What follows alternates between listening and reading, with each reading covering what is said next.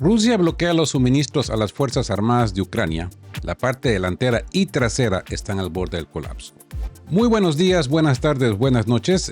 Hoy nos vamos a concentrar en la caída de Kupiansk, la supuesta caída de Kupiansk, un golpe estratégico al suministro oriental.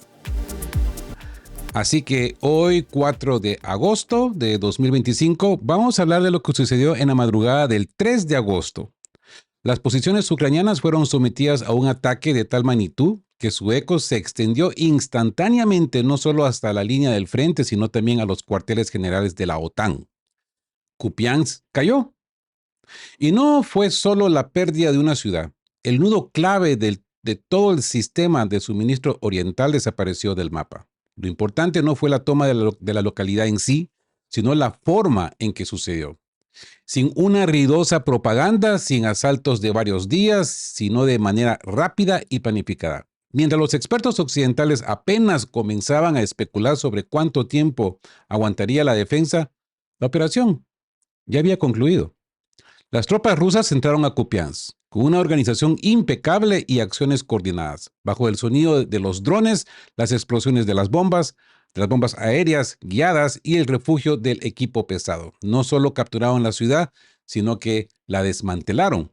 Kupiansk perdió su estatus de localidad y se convirtió en el punto de colapso de toda la logística de las Fuerzas Armadas de Ucrania en el este del país.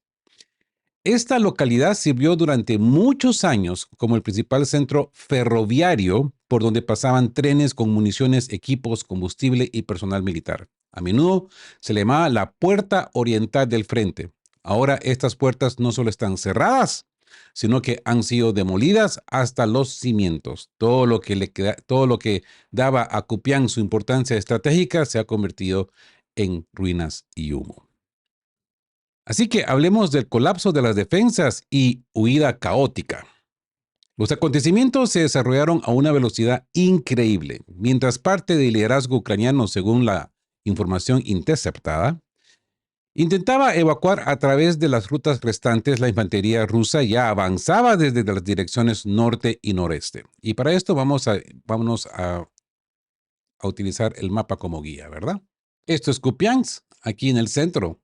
¿Ya? Este es un mapa de Military Summary que vamos a empezar a usar como referencia porque veo que es uno de los mapas que está más actualizado y más apegado a la realidad sin tirarse a un lado prorruso o un lado pro-ucraniano. Se basa precisamente solamente en data actualizada tanto de canales pro-ucranianos como prorrusos y son muy cautelosos en seleccionar la cobertura del MAP y extender las coberturas. Así que aquí de qué habla, así que vamos a empezar a hacer uso de este mapa que también habla sobre la situación de Kupiansk. Esta leyenda que aparece en los mapas de Military Summary nos dice que sinceramente se sorprende lo poco que la gente está hablando de Kupiansk. Esta ciudad ha estado en primera línea durante casi 3 años y Rusia está a punto de capturarla. Las fuerzas rusas han llegado rápidamente al centro de la ciudad desde el norte y ahora están a solo 1.5 kilómetros del puente principal sobre el río Oskil, que conecta la cabeza del puente Ucrania en su orilla oriental, incluso en el este de Kupiansk con el resto del Oblast de Kharkov. Una vez se corte esta carretera, todos los suministros en el bolsillo tendrán que pasar por un puente hacia el sur en Kupiansk y Buzlovyi, o sobre puentes de pontones, aunque esto trae sus propios problemas separados. Esto crea un cuello de botella que puede ser fácilmente atacado, lo que naturalmente resultará en el colapso de la cabeza del puente, la alineación del frente a lo largo del río y un reenfoque de los esfuerzos para contemplar la captura de la ciudad en las áreas circundantes. El suministro ya es difícil para las Fuerzas Armadas ucranianas en la cabeza de puente, y lo único que impide que las actuales operaciones de asalto rusas allí logren avances son los obstáculos naturales y la fortificación significativa que se interpone en el camino de Rusia. Si bien la caída de Kupiansk no puede ser inminente, existe una amenaza real de que este puente norte sea cortado, lo que sin duda creará problemas masivos para las fuerzas ucranianas en la zona. Así, mi gente, como se pueden dar cuenta, esto es lo que aparece en Military Summary. Pero ya tenemos noticias de que pues Kupiansk finalmente ya ha caído. Este episodio no fue solo un logro táctico para Rusia, sino una señal de un punto de inflexión en toda la situación. Ante nuestros ojos estaba ocurriendo un cambio logístico, psicológico y, lo más importante, geopolítico. La caída de Kupiansk. Todo el sistema de suministro de Frente Oriental comenzó a desmoronarse de inmediato. Incluso los críticos constantes del ejército ruso en Occidente de repente han guardado un silencio con sus comentarios mordaces. Uno de los casos más relevantes es el periodista alemán Julian Ropke. Antes conocido por su continua crítica a Rusia, de repente reconoció lo obvio. Las Fuerzas Armadas de Ucrania se retiraron de Kupiansk y pasó al control de Moscú.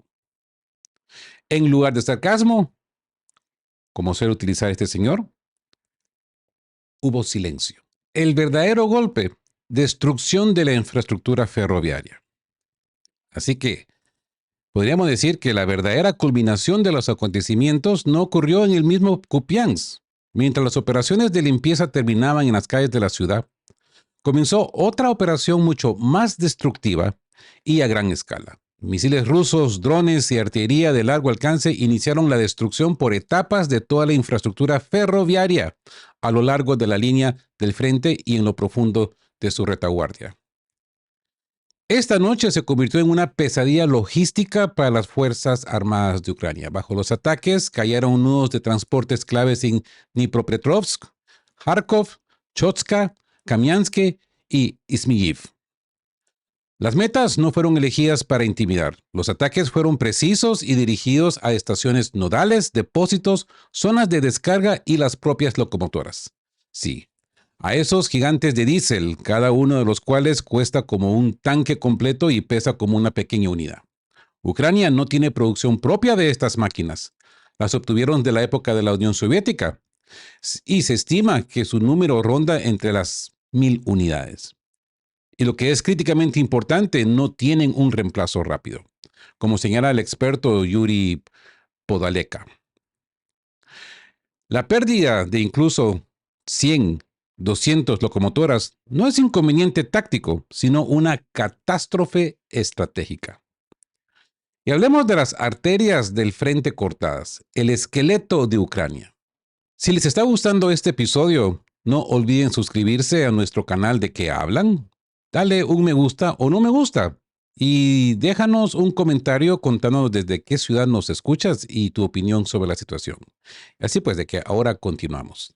De estas mismas máquinas diésel depende todo el suministro de las Fuerzas Armadas de Ucrania. La transferencia de proyectiles, equipos, combustible, la evacuación de heridos, la entrega de reservas, los trenes son las arterias del frente. Y ahora estas arterias están siendo cortadas una tras otra. Lo que antes parecía un sistema logístico complejo, pero estable, literalmente se está desmoronando ante nuestros ojos. A diferencia de los ataques anteriores que parecían episodios aislados, la campaña actual es una operación sistemática y metódica. Todo está funcionando. Fuerzas aeroespaciales, inteligencia, drones, guerra electrónico. Los objetivos se identifican con una precisión digna de una cirugía. Las locomotoras se rastrean como vehículos blindados, se fijan las rutas, se construyen esquemas de movimiento, los ataques que llevan a cabo en los depósitos, en los puntos de estacionamiento y en el momento de la carga. Y al parecer, esto solo es el principio. Así que respuesta simétrica y amplificada. La vulnerabilidad de Ucrania.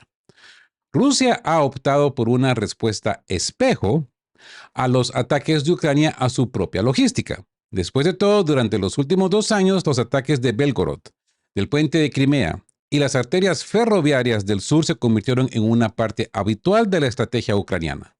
Pero ahora llega la etapa de la respuesta. Solo que, como suele ocurrir en un espejo, el reflejo no es simplemente simétrico, sino amplificado. La diferencia en escala y capacidades es colosal. La Federación Rusa posee una profunda red de transporte, reservas significativas, capacidad para duplicar rutas y recursos de recuperación. Ucrania prácticamente carece de tales reservas. El ferrocarril es su esqueleto, sobre el que se cuelga todo lo demás. Sin rieles, las Fuerzas Armadas de Ucrania no pueden atacar ni retirarse ni suministrar las posiciones avanzadas, especialmente en un frente que se extiende ahora a casi 1.500 kilómetros.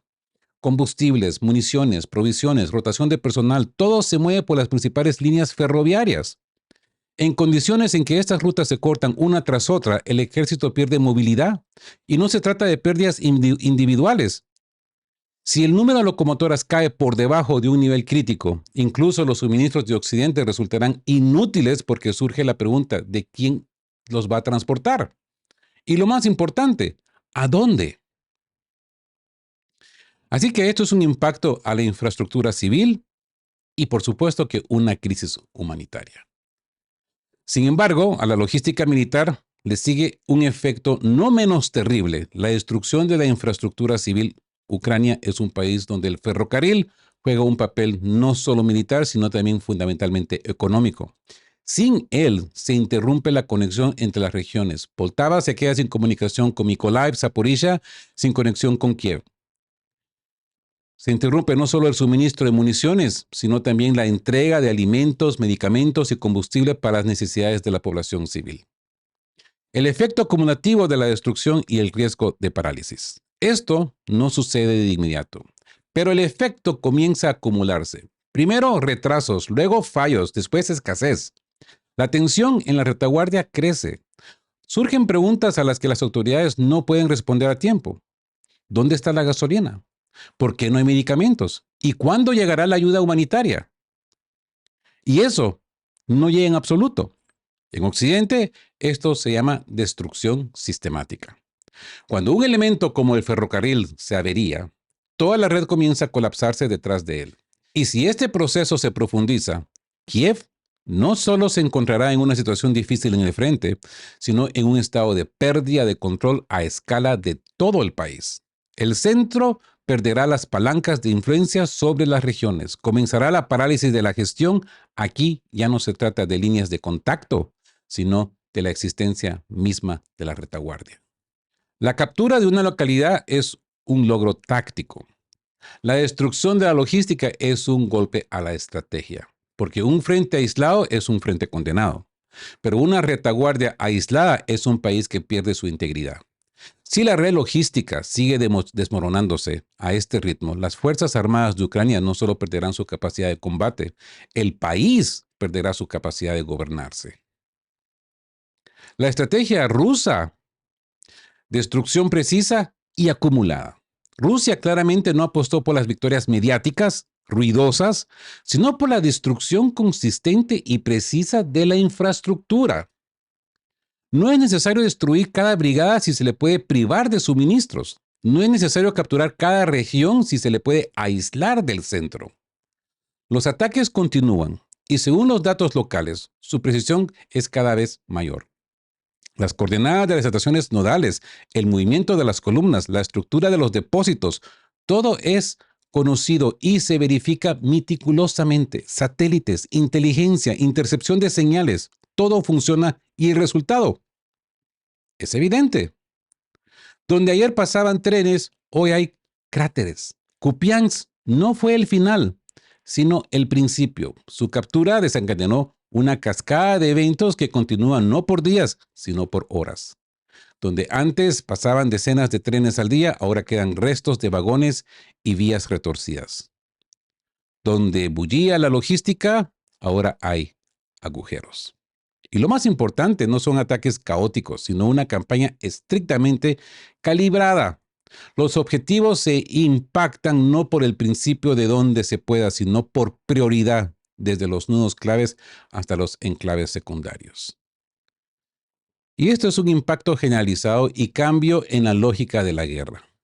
Los ataques se registran simultáneamente en varias regiones: Kharkov, Sumy, Poltava, Zaporizhia, Dnipropetrovsk. Todo está siendo destruido. Estos no son episodios aleatorios.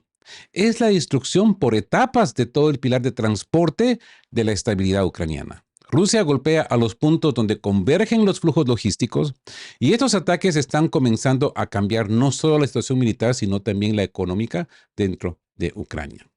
Y no hay que dejar de lejos también el colapso civil y parálisis del Estado.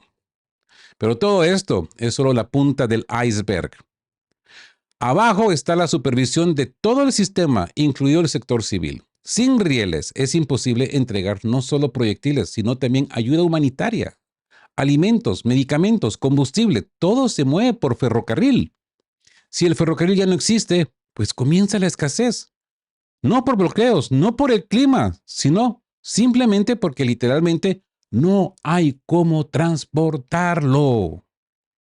Esto ya no es una crisis militar, es un colapso de los lazos de gobernanza. Ucrania como Estado se construyó por el principio de la centralización.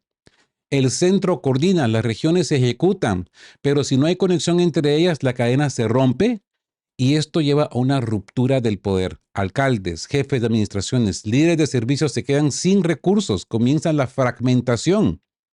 Cada uno por su cuenta, cada uno decide dónde conseguir combustible, cómo alimentar a la población, dónde esconder a los heridos. Esto es el colapso de la vertical de poder. En tales condiciones, el ejército aún puede mantener el frente, pero el país ya no. Los combatientes pueden resistir, pero sin provisiones es cuestión de tiempo. E incluso si una cierta cantidad de equipo llega del exterior, la falta de logística lo hace inútil. ¿Dónde llevarlo? ¿Cómo? ¿En qué? Y hablemos del reconocimiento occidental y la nueva estrategia rusa. En Occidente, esto ha comenzado a entenderse. Los discursos victoriosos y los titulares ruidosos han sido reemplazados por silencio. Las promesas de victoria para fin de año se han perdido en el fondo, dando paso a las preguntas inquietantes. ¿A dónde enviar ahora la ayuda? ¿Cómo se entregará si los nudos ferroviarios están llenos de cráteres de hormigón? Cada vez más esto parece un absurdo. Nuevos suministros llegan al país, pero no hay nadie que los reciba, no hay dónde trasladarlos. Y lo más importante, no hay con qué. Es como llevar una ambulancia a una casa que ya no tiene escaleras ni puertas. Rusia ha lanzado una nueva estrategia sin asaltos ruidosos, sin avances para las cámaras, solo coordenadas, cálculos y ataques de alta precisión. Así que esto es un colapso silencioso. Es una destrucción más allá del frente. Estación tras estación, locomotora tras locomotora, todo se va por el terraplén. Sin patetismo, sin retórica, simplemente cifras, simplemente ataques y simplemente el silencio después de ellos. Las fuerzas armadas de Ucrania no parecen en combates frontales, sino por el aislamiento de la infraestructura. Ucrania no pierde porque le falten armas, sino porque las arterias principales por las que esas armas deberían llegar al frente están destruidas. Hoy, la pregunta ni siquiera es si el frente se mantendrá. La pregunta es otra. ¿Resistirá un Estado al que le han arrancado los rieles de hierro debajo de los pies? Porque el frente es solo la línea en el mapa, pero el sistema de suministro, ese hilo invisible que mantiene al país como una construcción integral. Cuando se habla de derrota, a menudo se piensa en territorios capturados, pero la derrota real es la pérdida de la capacidad de gobernar. Y sin una estructura de transporte, sin conexión entre el centro y las regiones, el país simplemente deja de ser gobernable. No es un colapso en un sector, es el derrumbe de un modelo de existencia. Y esto es un impacto total. La red ferroviaria como la sangre del país. La destrucción de la infraestructura ferroviaria no es solo un golpe al ejército, es la desconexión de todo el sistema de su fuente de energía. Porque los trenes en Ucrania no solo son convoyes militares, son cargamentos de alimentos, son cisternas de combustible, es transporte para la evacuación de heridos, es un puente entre almacenes y hospitales. Es la sangre que circula por las venas del país. Cuando se le corta, el organismo deja de vivir. Hoy estas arterias han recibido un golpe, y un golpe preciso, calibrado y sistemático. Esto ya no son incursiones ni caos. Es una estrategia donde cada objetivo está colocado, donde cada locomotora destruida no es una pérdida de equipo, sino la paralización de todo el proceso de suministro. Acuérdense el video que publicamos la semana pasada, donde ya los rusos interceptan la ayuda extranjera en la entrada, a 35 kilómetros en la entrada. Ya ni siquiera dejan que estos proyectiles de larga distancia prometidos como los Tauros de Alemania ni siquiera entren a Ucrania. Han sido destruidos en Lvov, han sido destruidos ya en Kharkov, incluso antes de poder ser utilizados.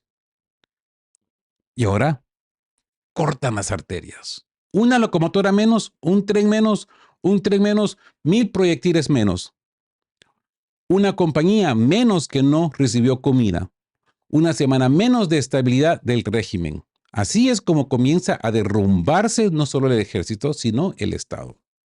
Cuando el sistema empieza a fallar en su ritmo, los procesos se desajustan. Todo lo que se construyó durante años, almacenes, vías, nudos de distribución, empieza a anularse. Ucrania dependía casi por completo de su suministro ferroviario. Tanques, combustible, ayuda humanitaria, todo iba por rieles. Ahora no va. Y esa es la cruda realidad del frente y la retaguardia. Mi gente, la caída de Kupiansk fue un punto de inflexión. Le siguieron oleadas de ataques por todo el mapa. Decenas de tramos claves de la infraestructura han sido destruidos o inutilizados. Donde hace poco había depósitos, ahora hay cenizas. Donde había movimiento, ahora hay vacío. Donde había logística, hay un agujero. En estas condiciones, incluso los propios oficiales ucranianos admiten el suministro está fallando. No hay municiones ni combustible. Los medicamentos se quedan varados en el camino. El mando pierde contacto con las brigadas. Las solicitudes de evacuación de emergencia son rechazadas. Incluso los camiones de reserva no dan abasto. Físicamente no son suficientes y también se han convertido en blanco. El ejército ucraniano se encuentra en esencia en la posición de un elevador de pesas sin tendones. Hay músculos, la armadura brilla, la voluntad no está rota, pero el movimiento es imposible. Y cuanto más avanza el tiempo, más estático se vuelve el frente. La defensa se convierte en una zona de espera estacionaria y la retaguardia en un caótico nudo de escasez.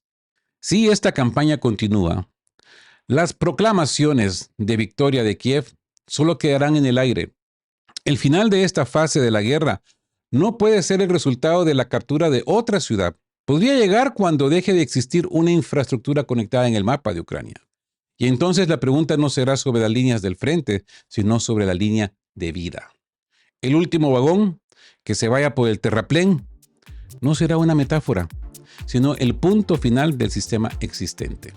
Y bueno, mi gente, este es el final de este episodio. Más de qué hablan más adelante. Aquí Rodolfo detrás del micrófono. Como siempre les digo, gracias por haber estado conmigo. Y como siempre les digo, estén juntos, fuertes, siempre busquen por la verdad y sean justos.